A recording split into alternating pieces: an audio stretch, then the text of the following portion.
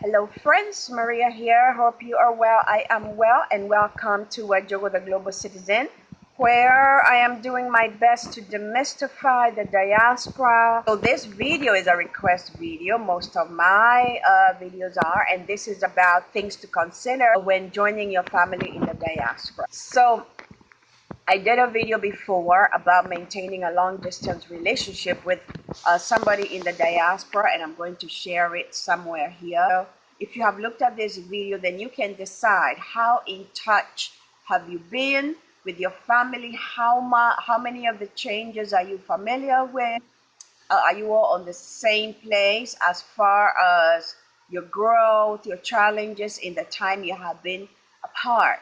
Basically, when you reconnect with your family in the diaspora, if you're coming to the diaspora, a few things you're going to need to know about. One of them is that depending on how long you have been separated, it's going to be like meeting for the first time.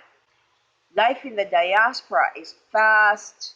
You find yourself doing and thinking and being somebody you never imagined yourself to be. Your number one thing that begins to change is the way you perceive the world. And people coming in are going to notice this difference in the way you perceive the world. And you need to be very flexible to understand that those who stayed back home stayed in the familiar, predictable, and there wasn't that great need to rethink your entire life, the entire way you perceive everything. Those people who come the diaspora, you are forced to reconsider almost everything you knew about life, you knew about people, you knew about religions, so you knew about even the country you're coming from and the country you're going to, the way you thought about even your people from your even people from your country. So your thinking is going to be very different.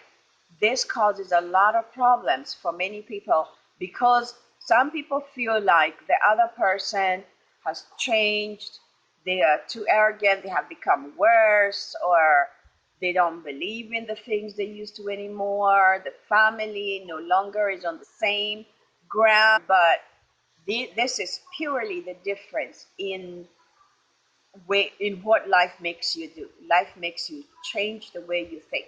So beware.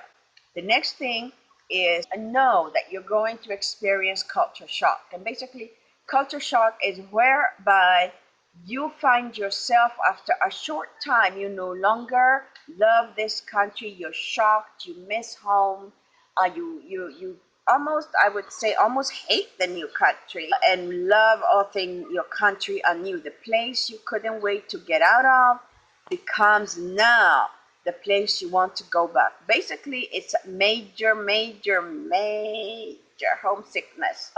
The people you're coming to meet went through theirs, moved on, and more than likely they're going to try and move you along or quicken you, and it could sound to you like they don't care about your feelings, and this could feel like they don't care about you. Also, going through this process can bring you down to a level of spiritual low than you have ever felt before, and this is something your family can help you with, but pretty much you have to walk in and out of it. So just know, oh, I'm going through culture shock. Research it, understand what that is. The next thing you're probably going to find different, especially if your wife came first and the man is coming later, is the change of expectations.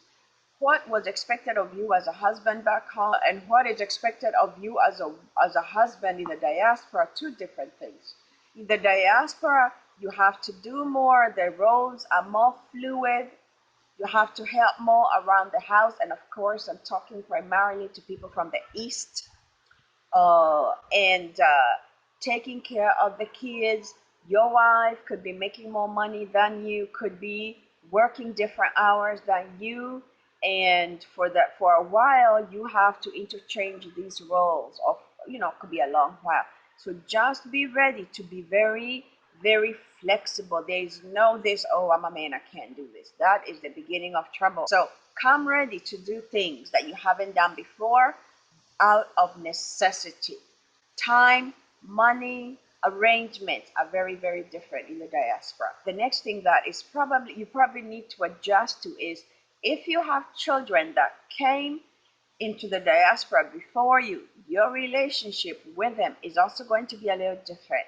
Just like I said before, their thinking has changed as well. The way they perceive the world is a little different than you.